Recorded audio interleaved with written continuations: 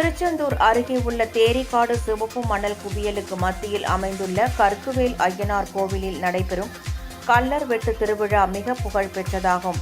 இந்த கள்ளர் வெட்டு திருவிழாவிற்கு தமிழகத்தின் பல்வேறு பகுதிகளிலிருந்து ஆயிரக்கணக்கான பக்தர்கள் வருகை தந்து அங்குள்ள சிவப்பு மணலை பிரசாதமாக எடுத்துச் செல்வது வழக்கம்.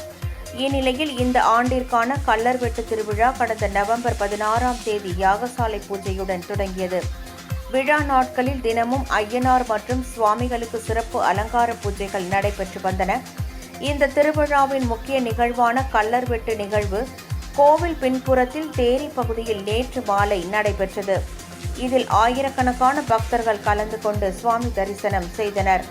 இதனைத் தொடர்ந்து வீடுகள், தோட்டங்கள் மற்றும் கடைகளில் திருடும் கள்ளர்களை தண்டிக்கும் விதமாக இளநீரை கள்ளராக பாவித்து வெட்டப்பட்டது. இதற்காக கோவிலிலிருந்து இளநீர் அலங்கரிக்கப்பட்டு தேரிக்காட்டிற்கு கொண்டு வரப்பட்டது. அங்கு சிறப்பு பூஜைகள் செய்த பிறகு வெட்டப்பட்டது. அந்த இளநீர் பட்ட மண்ணை பக்தர்கள் போட்டி போட்டுக்கொண்டு அங்கிருந்து எடுத்துச் சென்றனர். இந்த மண்ணை நிலத்தில் போட்டால் விவசாயமும், வீட்டில் வைத்தால் செல்வமும் செழிக்கும் என்பது நம்பிக்கையாக உள்ளது. பாதுகாப்பு பணியில் தூத்துக்குடி மாவட்ட போலீசார் பாதுகாப்பு பணியில் ஈடுபட்டனர். பக்தர்களின் வசதிக்காக அரசு போக்குவரத்து கழகம் சார்பில் சிறப்பு பேருந்துகள் இயக்கப்பட்டன.